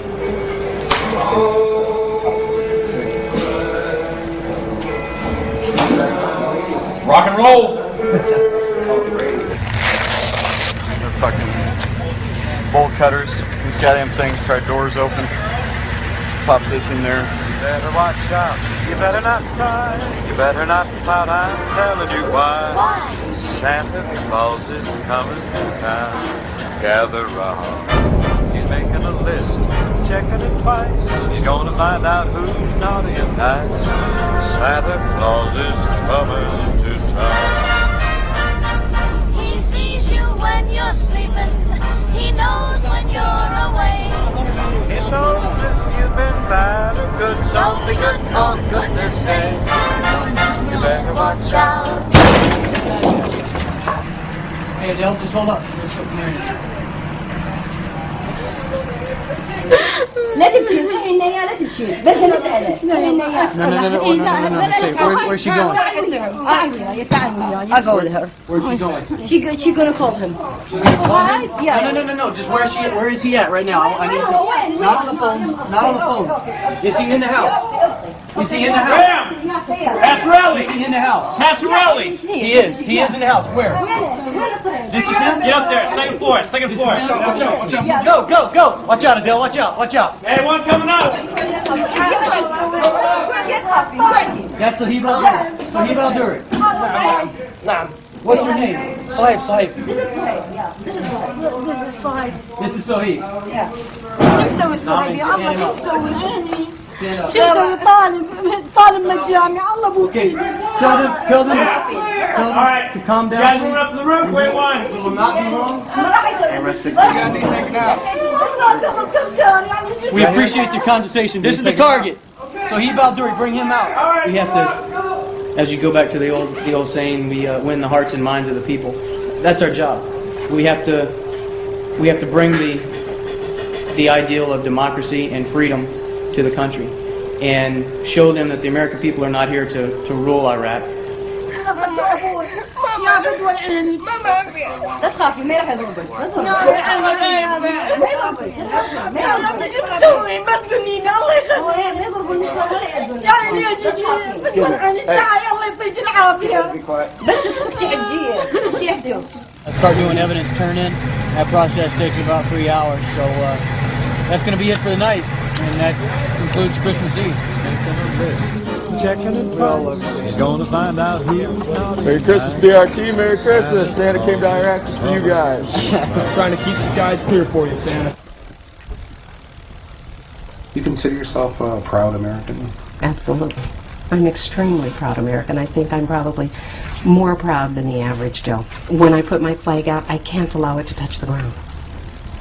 Because I know the lives that were lost and the blood that was shed so that I could be here and have a flag. All right, how often do you put the flag out? Every single day. Every single day. I started when my daughter was in Desert Storm. I had the same flag flying on my front porch and the same yellow ribbons, praying and hoping every single day that my child would come home safe and that everybody's child would come home safe. And she did. And she did. You have other family members that have been in the military? Absolutely. Uncles, aunts, cousins, brothers, father. It's a very strong military. Very strong. Family.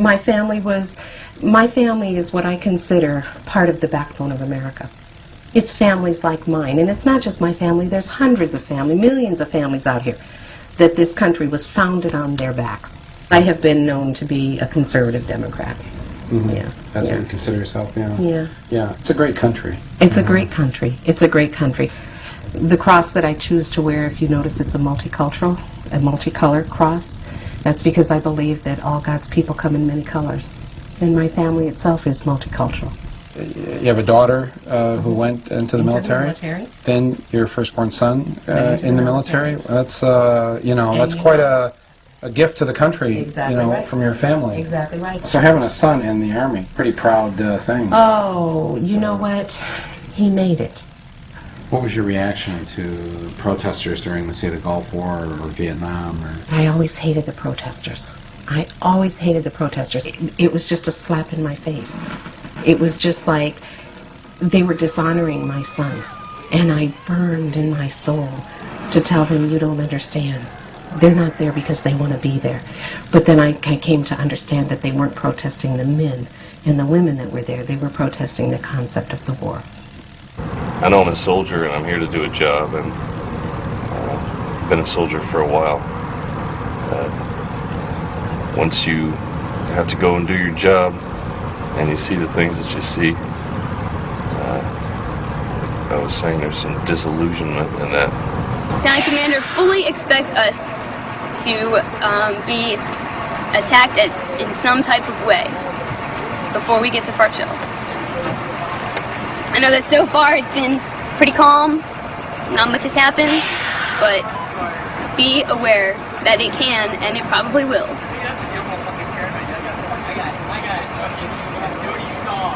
They're beginning to organize themselves just in neighborhoods. The kids get together a lot. Well, I can't say kids, but guys about 17, 18 are starting to come together. And they hate us, just why I'm not really sure. Immoral behavior breeds immoral behavior. When a president commits the immoral act of sending otherwise good kids to war based on a lie, this is what you get. Hey, is he ticklish? Yes, he do. Don't tell me you don't know what it is. still has a heart on it. Some mama. Why are you touching somebody else? He touched his dick.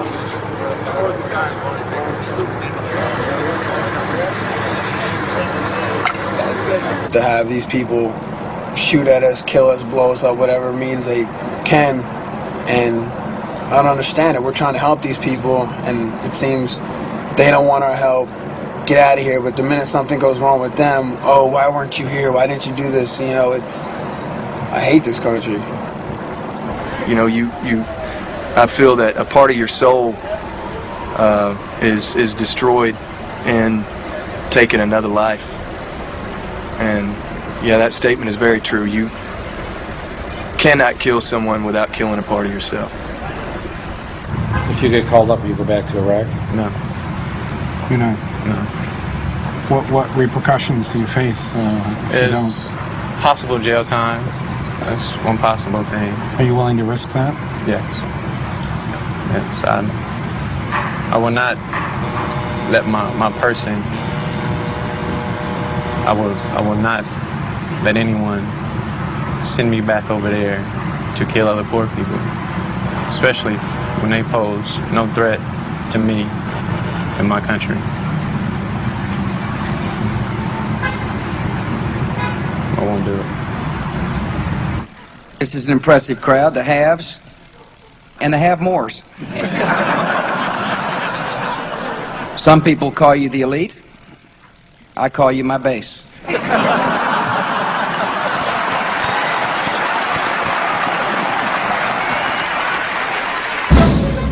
While Bush was busy taking care of his base and professing his love for our troops, he proposed cutting combat soldiers' pay by 33% and assistance to their families by 60%. He opposed giving veterans $1 billion more in health care benefits, and he supported closing veteran hospitals. He tried to double the prescription drug costs for veterans and opposed full benefits for part-time reservists. And when Staff Sergeant Brett Petrikin from Flint was killed in Iraq on May 26th, the Army sent his last paycheck to his family, but they docked him for the last 5 days of the month that he didn't work because he was dead. They say they're not going to leave any veteran behind, but they're leaving all kinds of veterans behind. To say that we're forgotten, no, but I know we're not forgotten, but missed, yes. Yes, you know, there's a lot of soldiers that have been missed. You know, they've been skipped over, that didn't get the proper coverage that they deserve. They have a death toll, but they're not showing the amount of people that's being injured and being amputated because of the injuries, you know. Like, I still feel like I have hands. Yeah. And the pain is like my hands are being crushed in a vice. But they do a lot to help it, and they take a lot of the edge off of it, and it makes it a lot more tolerable. And I was injured in late April on patrol in Baghdad. A couple of guys come out and ambushed us. I got nerve damage and stuff like that. I've got a lot of pain. I'm constantly in pain. Take a lot of morphine to help with that stuff. Doing, you know, just readjusting, getting life back on track. You know what I'm saying? Yeah, I'm not going to do what it is that I did before. I was a Republican for quite a few years, and for some reason they conduct business in a very dishonest way. I'm going to be incredibly active in the Democratic Party down where I live once I get out. So I'm going to definitely do my best to ensure that the Democrats win control. Iraq, Baghdad, I didn't know anything of those things. And we were in the hallway in the upstairs of our house, and he was crying, and he said that he was really scared and he didn't want to have to go to Iraq. So we were able to have a whole conversation about sometimes some fear is healthy because it keeps our senses about us. And that's when he told me that he had not told anybody else, but he knew he was going to Baghdad. We were, as everybody, we were glued to the TV. just glued, completely glued to the television in hopes of seeing a glimpse of him. Can't you please go over to where the helicopters are? Can't you please let us see him? Then that night, it was about 10-something, I went upstairs to the bedroom, and I was laying in bed, and I was flipping the channels with the remote. All I heard was Black Hawk Down, South Central Iraq. What I can tell you at this hour is that last night the Army did indeed lose a Black Hawk helicopter. We are being told by officers on the ground that there were 6 occupants inside the Black Hawk. So the next morning, I got up and I said, you push those thoughts out of your mind. Okay, Jesus, I need you to come in. I need you, Jesus. You got to help me through this. The Army called me, and I remember getting on the phone and him asking me, was I Lila Lipscomb? And I said yes, and he said, Mother, Sergeant Michael Pedersen. And I remember dropping the telephone. And all I can honestly say that I remember is, ma'am, the United States Army, the Secretary of Defense, regretfully informs you. That's all I know. The grief grabbed me so hard that I literally fell on the floor. And I was alone. I didn't have anybody to pick me up. So I literally crawled over to my desk and was hanging on. And I remember screaming, why does it have to be Michael? Why did you have to take my son? Why is it my son that you had to take? He didn't do anything. He wasn't a bad guy. He was a good guy. Why did you have to take my son? I can't imagine what it would be like to lose a son or a daughter or a husband or a wife, for that matter. And it pains me. You had his last letter? And it was mailed March 16th, but I didn't get it until probably a week before he was killed. Hello. Hey, Mama. Well, sorry I haven't been able to call. They took the phone 7 days ago. I got the letter and box. That is so cool. Your first grandson came the same day your oldest son did. How is everyone? I'm doing fine. We are just out here in the sand and windstorms, waiting. What in the world is wrong with George? Trying to be like his dad, Bush. He got us out here for nothing whatsoever. I am so furious right now, Mama. I really hope they do not re-elect that fool, honestly. I am in good spirits and I am doing okay. I really miss you guys. Thanks for the Bible and books and candy. I really look forward to letters from you guys.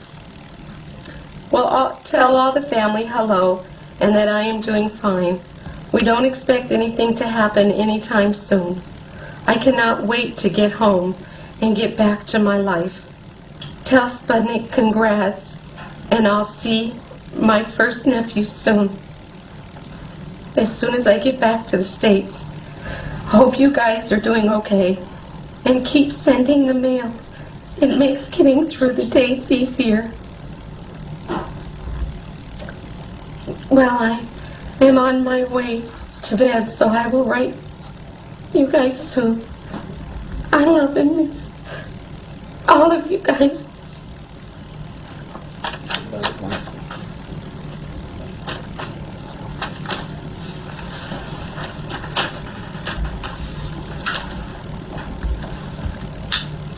I want him to be alive, and I can't make him alive.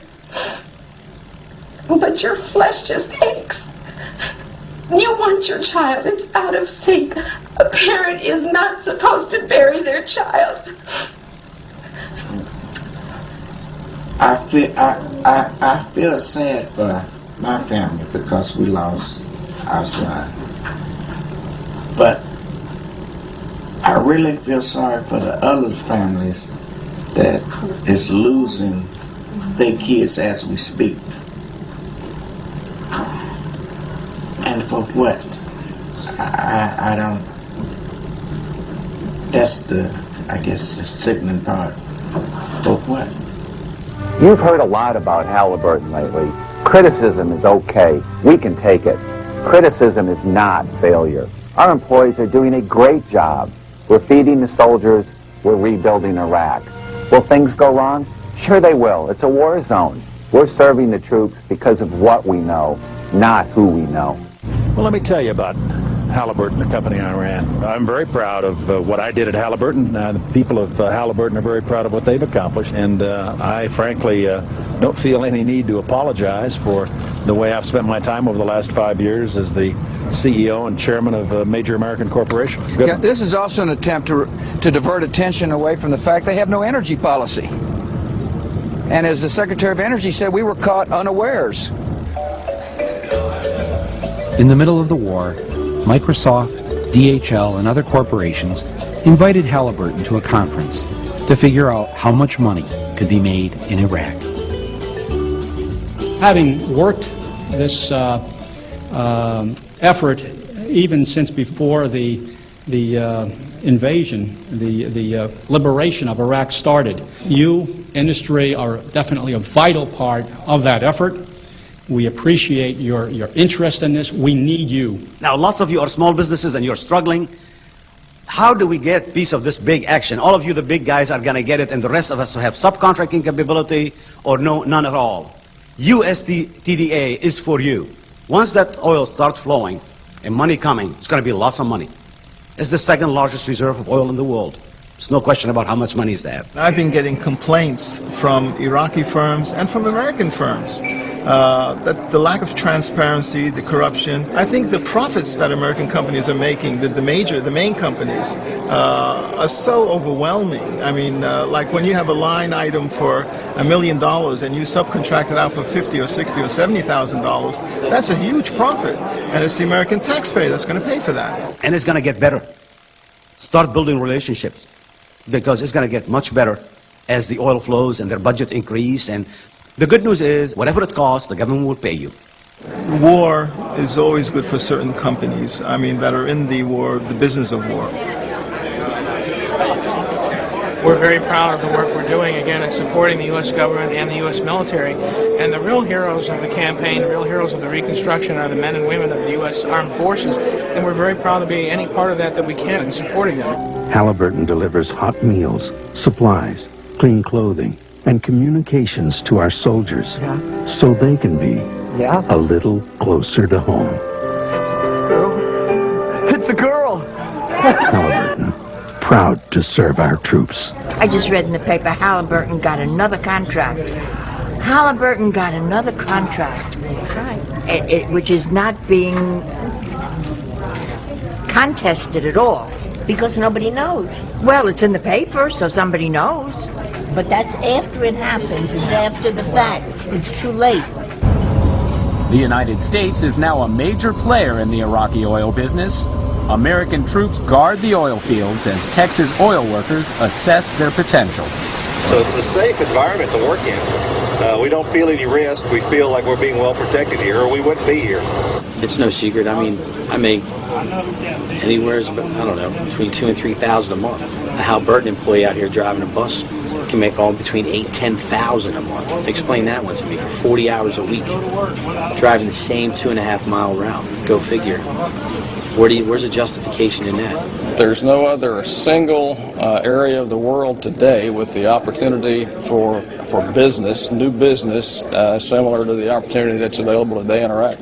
The president went in and did what he did, and we're all supporting him and our troops, and we want to make sure that, you know, the efforts and the lost lives, and it wasn't for no reason.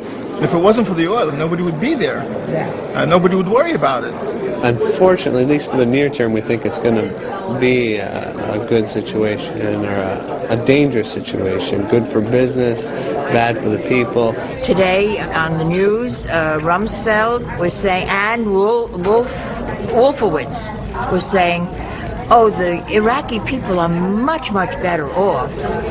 Isn't it better that we got rid of Saddam and now the Iraqi people can do what they want to do and really be free? Will they ever be free? No, they'll not be free. And where are the weapons of mass destruction? We were duped. We were really duped, and these poor people the young men and women who are being killed there. It's unnecessary. That's it. That's no more. Disgrace. They died in a just cause for defending freedom, and they will not have died in vain.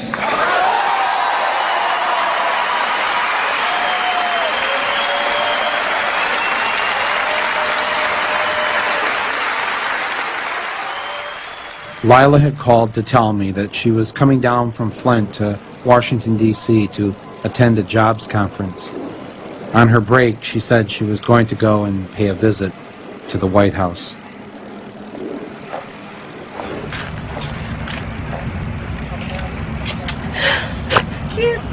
Who's killed children?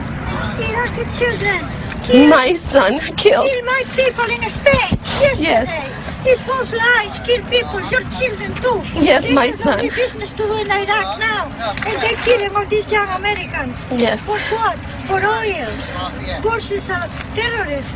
No, he isn't. This yes, is all he staged. is. He's a Bush of This is all Iraq. staged. He's the My Bush son. of Iraq. Where was he You killed? tell me, my son. Where was he It's killed? not a He's the stage. Bush of Where was he Iraq. killed? He was Kill my killed in people in Karbala. Spain by lying and driving April illegal 2nd at night is not to a stage. war. My son is They dead. didn't have to go to war. There are a lot of they other didn't have to people, too. attacking our people because of Bush. The father look at it. Blame Al-Qaeda. What'd that woman yell at you? That I'm supposed to blame the Al-Qaeda. The Al-Qaeda didn't make a decision to send my son to Iraq. Ignorance that we deal with everyday people, because they don't know. People think they know, but you don't know. I thought I knew, but I didn't know.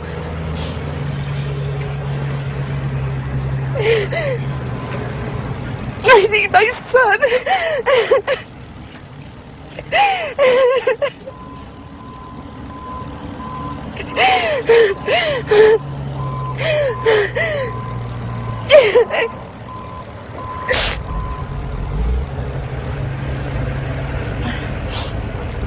God's tougher than I thought it was gonna be to be here. But it's freeing also, because I finally have a place to put all my pain and all my anger and to release it.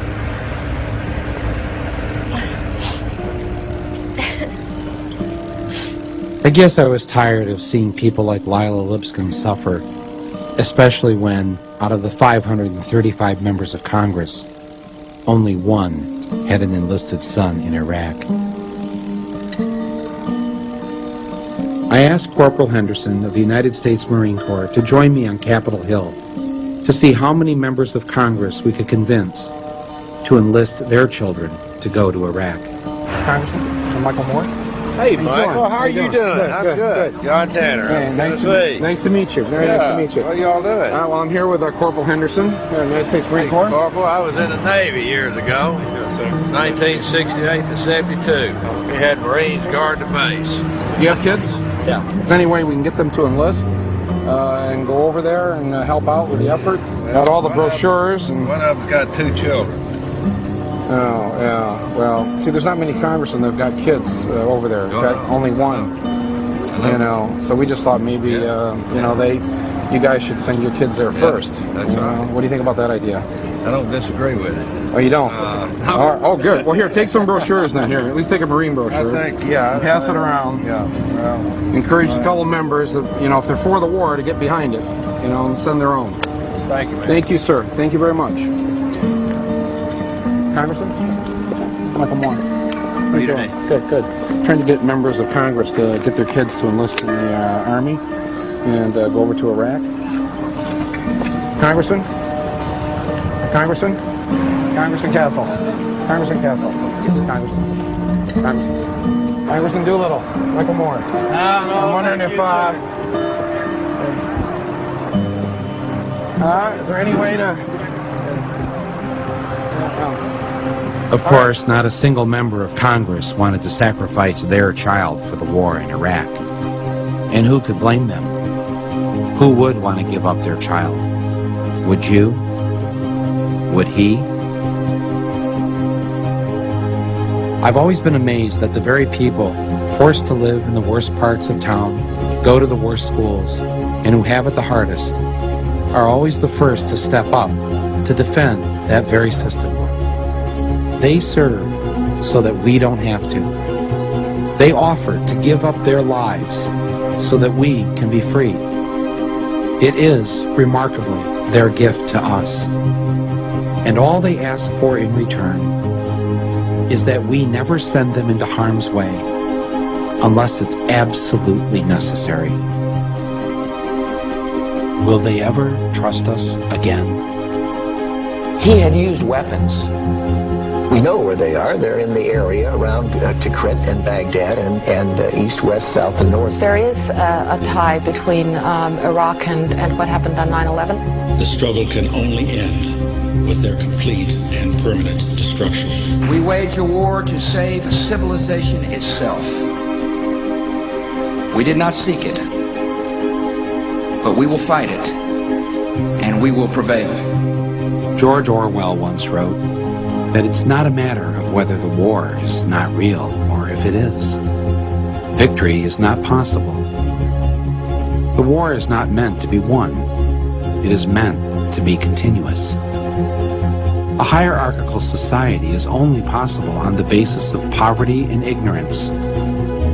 This new version is the past, and no different past can ever have existed.